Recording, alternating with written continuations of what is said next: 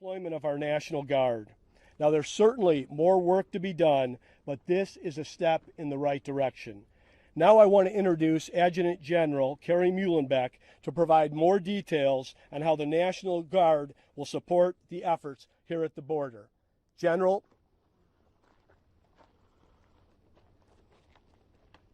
Thanks, Governor Ducey. Thank you to all of you for coming today. The dedicated men and women of the Arizona National Guard stand ready to support local law enforcement as they deal with the second and third order consequences from the situation at the border. The service members will be tasked to perform an array of services to the field. Most of these come in the form of administrative support, support that is not directly on the front line. So if you will, we go in behind the lines to take the badges and put them back out into the community. So that's what we're trying to do in a supportive role. We're trying to surge badges into the communities here that are most effective. I can tell you that we are currently processing requests from counties, we're shaping the mission, and we're trying to allocate where the need is best met across the counties listed in the Governor's Emergency Declaration. I'm very proud of our service members. They've been called to serve selflessly throughout the past year, and they've answered the call, and they're going to do it again. We have our joint task force established. They are currently in the process of receiving service members. We set up an initial command cell at Papago Park Military Reservation to start the initial fold-in of service members. We're starting to embed liaison officers at the different counties to better shape our mission. We will start in processing service members today, most likely Friday, and then also Monday and Wednesday of next week. We'll come in with groups. We're trying to align their that they'll be tasked to accomplish. Obviously, we're sensitive to where our service members currently reside, so we'd like to keep them in their home of record or at least close to that. I think that's a good piece for morale, and I think it's fiscally responsible as well. So again, I'm very proud of our service members. I'm very thankful. I would be remiss if I didn't thank the employers out there in our community who also support our service members when they leave their civilian job, go to work, and then support them when they return. Thank you. Thanks very much, General Muhlenbeck. I'm grateful for your leadership and your service to our state and to our country. Now I'd like to introduce Yuma County details on what him and his team are seeing on the ground here in Yuma. Sheriff? Thank you, Governor, and thank you for your support. And I also want to thank our delegation from the state that's here to actually see and feel and hear what we in law enforcement are seeing each and every day. For anybody to tell you that there's not a crisis on the border would be intellectually being dishonest to each and every person that we serve in our communities. And that goes not only for Yuma County, but the rest of the United States. I've heard it said before, and I will tell you again, that with the 31 border sheriffs along the southwestern border, Homeland Security, border security, public safety, and public health have always been and will continue to be our priorities serving our communities. Working side by side with our federal partners, and now with the assistance of the governor declaring the emergency, being able to obtain those resources that we need to help augment getting badges out on the road and not being able to be stuck doing the other necessary mission that's in our office. I will be able to send troops out into the further east desert where we are now seeing an increase exploited by the cartels of desert. We've already had to respond to and recover 4 dead bodies this year alone that were abandoned and left out into the desert. We've already conducted a number of rescues out in the desert in the east part of the county, and we're starting to see an increase in the smuggling of hard narcotics into the United States in those areas where Border Patrol has a gap because they've been exploited into this humanitarian crisis that you're seeing down here along the river corridor. So with those resources coming to fruition, we met with a lot of her staff and coordinators yesterday to be able to help augment our operations on that aspect. So thank you, Governor. Thank you, General, for your help, and we'll be available for questions after that. So thank you. Thanks so much, Sheriff Wilmot. I'm grateful for your efforts to keep our border communities safe. Now I want to hand it off to Mayor Doug Nichols for a status report on the situation here in Yuma. Mayor? Thank you, Governor.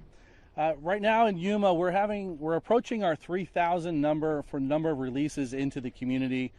Fortunately, we've had some great nonprofits step up to really address those concerns and getting people transported to regional shelters.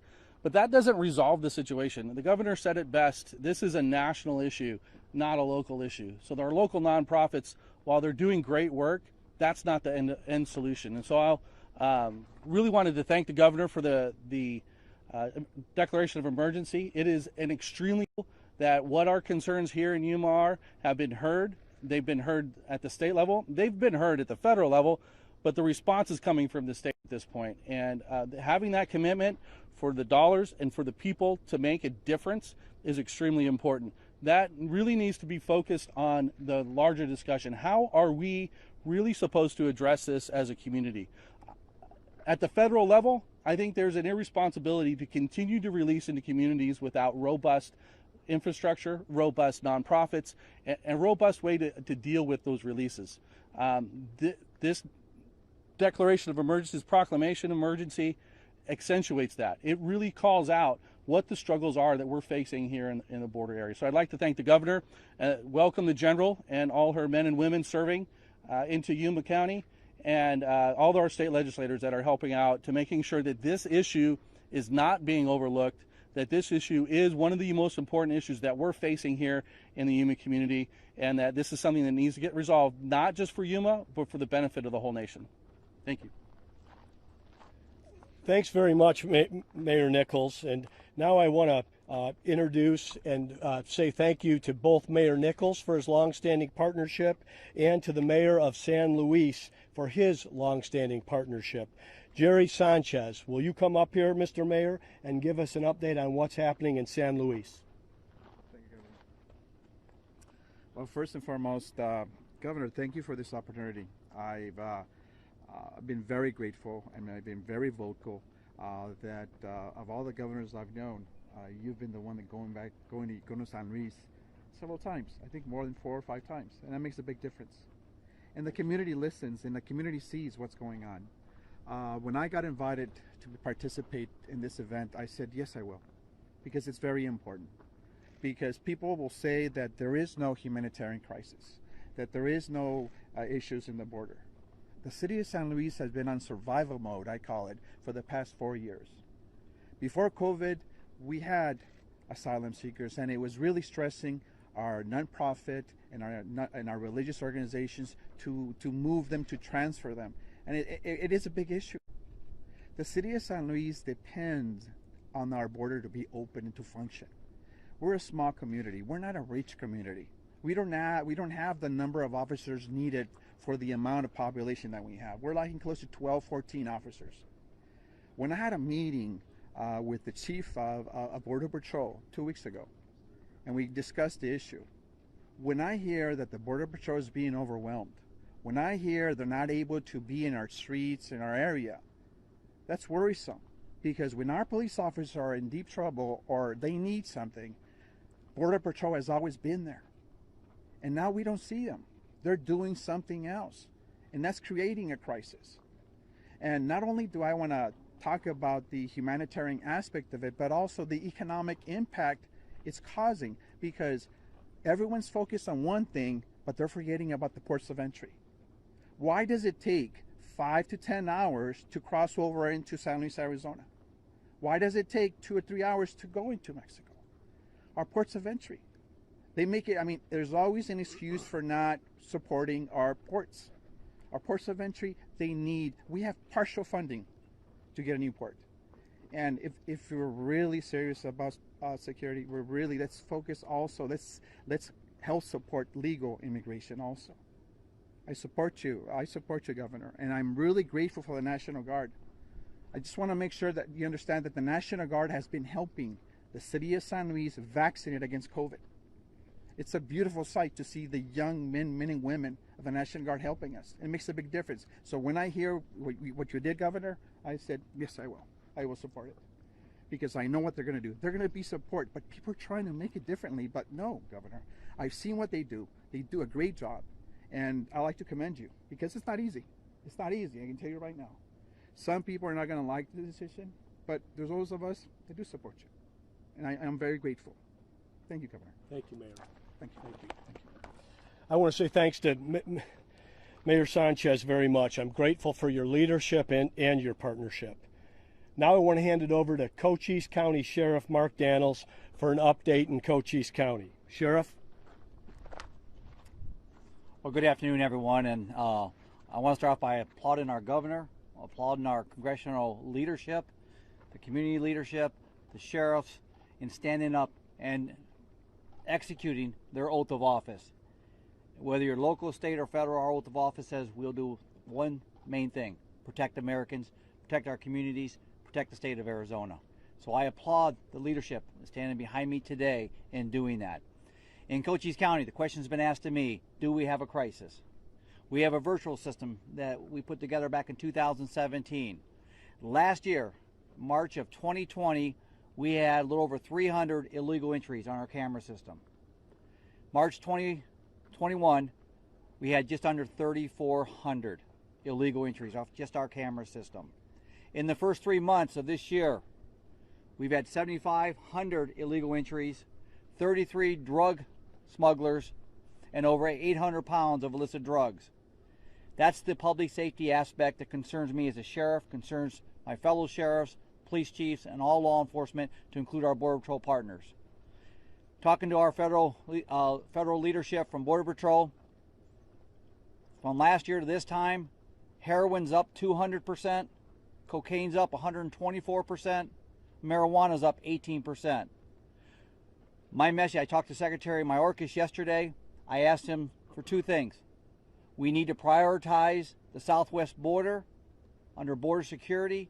And number two is we need to share a message from local, state, and federal that the border is not open, that we need to have a secure border, and needs to come from the President and Vice President of the United States.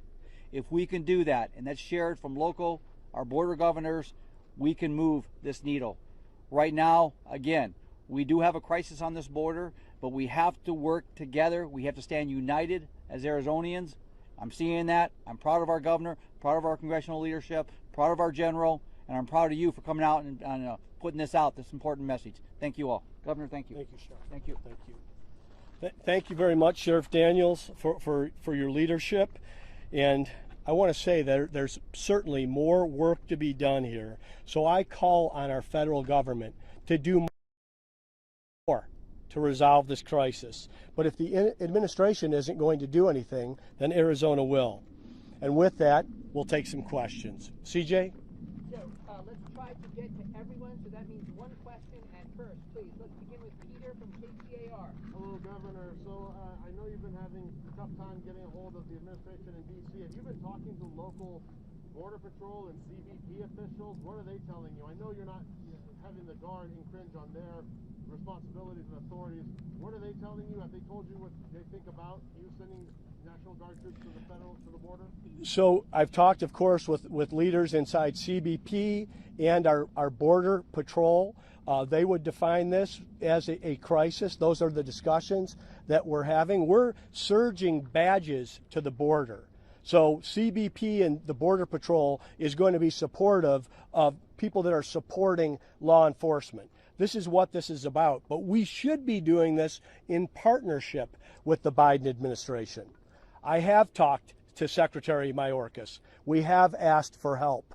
I have visited the White House to talk with senior officials inside the White House to make the case for this. Now we need President Biden and Vice President Harris, along with Secretary Mayorkas, to declare this a crisis and to provide the proper resources to help secure the border and also address the very humanitarian crisis that is happening in our southern border as well. I know that the communities here are very grateful for your support, and has has the federal government asked you for your support? The state of Arizona Border Patrol, they asked you specifically, please come here, please give us some troops to alleviate our burden? I am going to support the federal government and the administration. We want to partner with them. So I am saying we are here in good faith to partner with you. This is federal land. This is a federal responsibility, and there should be a federal commitment along with a partnership from the state and the county to make this better and safer and more humanitarian. Rachel with the Yuma County. Hi, Governor. Do you see Border Patrol having the ability to handle processing of asylum seekers while at the meanwhile, having patrol in the field to process, drug smugglers and other illegal entries? Border Patrol is overwhelmed. I mean, there's over 170,000 apprehensions that have happened on our southern border, 18,000 children that are in the custody of the federal government, and the federal government's not a very good parent. So there are resources that are needed here, and the Border Patrol's mission is, of course, to patrol the border. But they're in a position where they're forced to, of course, from a humanitarian standpoint, change diapers and make formula. And like I said, they're overwhelmed. They need those resources, and that's why we're calling on the administration. This is a call to action, a call to leadership, and a call to partnership. Nicole with ABC 15. Hi, Governor. Only a few sheriffs have actually told me that they reached out for any type of assistance. So I'm curious, Maricopa County Sheriff did not request any emergency assistance. So why are you declaring an emergency declaration in 6 different counties? Well, Maricopa County is not on the border. I'm here today with 2 border sheriffs who are telling you about the situation that is happening in their county. But I will say right now we're addressing this on the border because this is where the crisis is. This is where the humanitarian neglect is happening. But this affects all of our counties, and not just in Arizona, and not just Maricopa County, but across our country. Because what we're talking about are drug cartels who are basically controlling the border on the southern side right now. And this poison is coming over the border. These children are being exploited by these cartel members to be the traffickers of these very dangerous drugs. Fentanyl, cocaine, methamphetamine. You heard the percentage increases that are happening, as well as the families that are being exploited. What was shared with us today is every person that is crossing this border is doing so at the cost of $8,000 American dollars to the drug cartels. Okay, but I actually found out that the National Guard has reached out to different jurisdictions to see what type of assistance would they need if the National Guard were to be deployed. So if that was under your direction for them to go ask, how is that not a political move on your end? Well, we're here to help our law enforcement leaders. Like I said, let's drain all the politics out of this. Okay, this is a problem that needs to be solved. Like I said, it's not about immigration right now. Immigration can be solved in Congress between the House and the Senate and the President. This is a border security issue, which is also a national security issue that directly affects public safety. And of course, when we're going to deploy the National Guard, what they are doing is they are supporting our law enforcement leaders. So that is a surge of badges to the border. So we want to go where the need is greatest, and that's why the Guard would be reaching out. That would be part of their responsibility. Let's go to Crystal with KYMA. Ducey over here. Hi, how are you? Hi, Crystal. My question is, have you toured the new Southside facility that opened up yesterday? And if so, is there any plans for Bargeman to be able to help since that obviously needs more manpower? We're at the headquarters for the Yuma sector Border Patrol today. We had an excellent briefing from Chief Clem, who gave us just the facts of what they are facing here in Yuma. And I'm going to leave this to Sheriff Leon Wilmot and General Carrie Muhlenbach, we're going to have people here, like I said, 250 National Guardsmen, our finest women and men in uniform that are citizen soldiers, and they're going to work together to go where the need is greatest. There's going to be a lot of flexibility. If we've seen anything from our National Guard this past year, that no challenge is too big or too small for them, but this is a challenge and a mission we intend to complete. Let's go to Stephanie with Fox, please. Yeah, so why should people, in Maricopa County or, Colorado, other states, why should they care about this?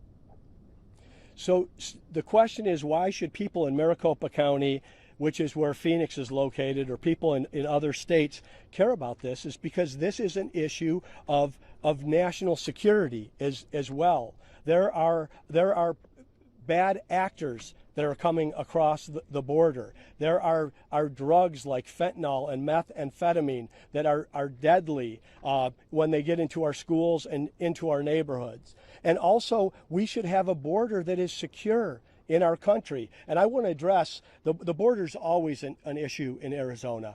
And it's a problem that is never solved. But it was much more stable over the last several years than it is right now. And if you look at a chart that we're going to get out to the press on what has happened in terms of the spike at the border, you can see that the policies of the previous administration, the migrant protection policy, the way that we handled Title 42 and Safe Third Country, which is an international norm, did so much to bring what Sheriff Daniels calls manageable calm to the border. And what the sheriffs will tell you today is we're seeing complete chaos. That's why Americans should care. And they should also care about the humanitarian crisis. Just before we began this press conference, there were 3 young girls, ages 6, 8, and 12, coming across that spillway, making the dangerous trip through the desert. And thankfully, they were able to make it. But there are hundreds of people that are not making that journey. And right now, while it might feel warm to some of you that are here from out of town, this is cool weather in Arizona. In 4 weeks or 6 weeks, it'll be well over 100 degrees, and every day will be deadly. That's why people should care. Let's go to Victor with KAWC. Yes, Mr. Governor. If you could please talk to what the impact is of your declaration of the state of emergency here on the ground in Yuma County in terms of resources, training, possible mental health leaders for maybe victims, migrants who say they've been sexually abused on their journey. So, Victor, the declaration of emergency basically allows us to deploy the National Guard to the border. There will be an investment of state dollars of $25 million. I'm thankful to our legislature and our legislative leaders for participating in that. And then, of course, we're going to have flexibility on where the National Guard goes, working in alignment with County Sheriff Leon Wilmot and working with CBP and our border agents as well. We need more help from the federal government. And Arizona is one of 4 border states. This type of action, commitment, and focus is necessary across our entire southern border, in addition to better messaging out of the White House that our border is closed, that our border is secure, and that people should not make this dangerous journey. The administration should not be the marketing arm for these drug cartels that are taking advantage of families in Mexico, El Salvador, Guatemala, and Honduras. Let's go to Sylvia with Univision, please. Hi. Are you deploying the National Guard just for Yuma or the whole southern border? The National Guard is being deployed to the whole southern border. They're going to focus on Yuma to begin with. We think when you see the wide open area that's behind us, and I know there's been discussion from the administration on the completion of the wall and these projects. And you can see where a physical barrier will make a huge difference in illegal traffic that happens over the border. But there's going to be flexibility for the Guard to go anywhere on Arizona's southern border. Governor, the question I have for you is that, the National Guard is going to be in supportive roles. They're not going to be in a law enforcement role, meaning they're not going to be arresting people or pursuing people. I guess the question is, you signed off for $25 million up to get this done, what kind of metric are you looking at to measure whether this was a good expense of taxpayer money? What do you want to see, to judge that and to determine maybe when you should call off this option? So first I want to say that the National Guard is coming here in a support role, and they're here to support the border agents and Customs and Border Patrol. Think of it as a surge of badges and law enforcement to the border, including our county sheriffs. And what we want to see is a decrease in illegal activity, a decrease in illegal migration, a decrease in the drugs that are coming across our border. That would be a metric, but the superior metric would be a partnership with our federal government and the administration in Washington, D.C. to address this very real problem on our southern border. So basically, this is a move for you to try to prompt Washington to act. We would love to see Washington to act, but we can't wait for Washington to act. But like I said, we're here in good faith as partners, and that's how we will work with them if they will act, if they will recognize this as the crisis that it is. Now, clearly, one more. Now, clearly, as you told me last time we talked, you have separated immigration from border security. However, you are in an area of the state where, Yuma farmers have been wanting, to expand worker visas for a long time. They need help with their fields. I'm sure the local Yuma officials here can probably attest to that. I've talked to a lot of farmers. Mm-hmm. Do you want to see an expansion of the guest worker program here? Let me say this. I'm here today on a mission of border security and public safety, and I want to stay focused on the border security component of this. And no one does this better in terms of a relationship with Mexico, which is Arizona's #1 trading partner, ×4, than Yuma County and the agricultural industry here. So yes, I would love to see immigration reform, and I actually think that's possible, but that's calling on Congress to do its job, and it's been a long time since they've done anything right. So I'm calling on the White House, because in a change in policy, along with federal resources, we can go a long way to secure the border. And then yes, we've been calling on immigration reform, and I consider myself pro-immigration, pro-legal immigration. Melissa with Telemundo, please. Yeah, I just wanted to know how long the troops will be at the border. The troops will be at the border until further notice. Cody with the local CBS affiliate. Governor, over here. There's reports that this border is being controlled by the drug cartels. What do you have to say to that, and what are you seeing, what are you hearing from CBP and Border Patrol? What I heard from CBP and the Border Patrol is this southern border is being controlled by the drug cartels.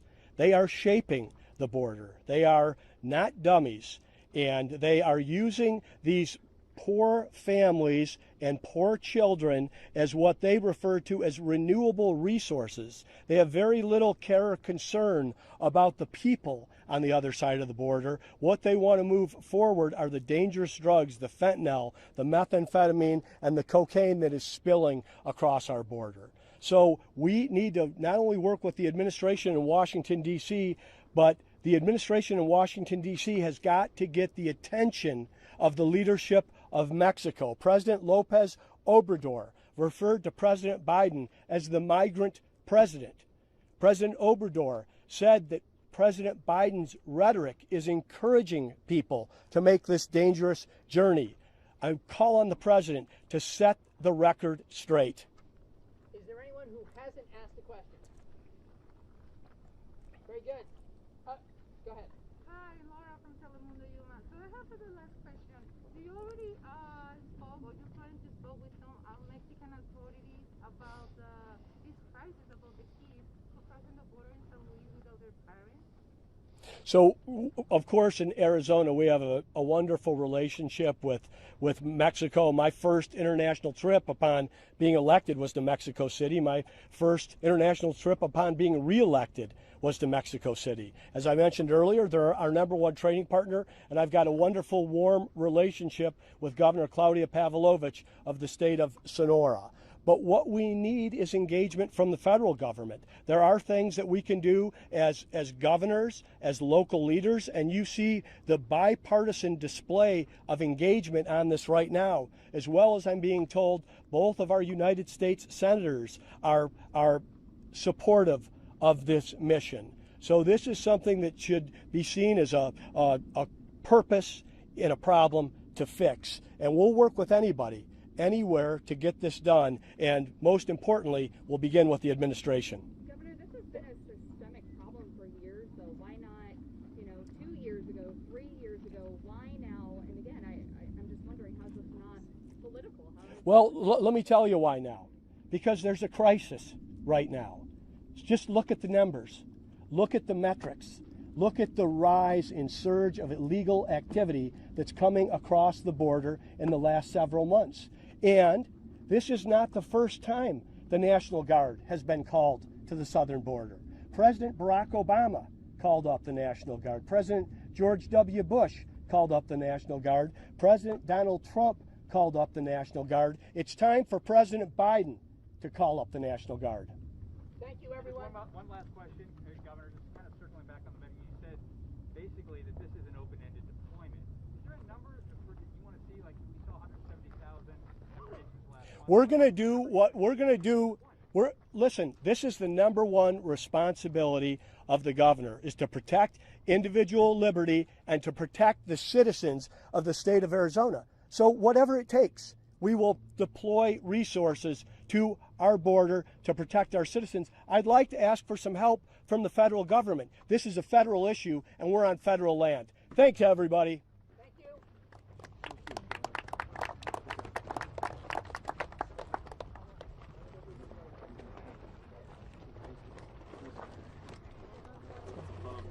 Laura. Okay. Sorry, I forgot about it.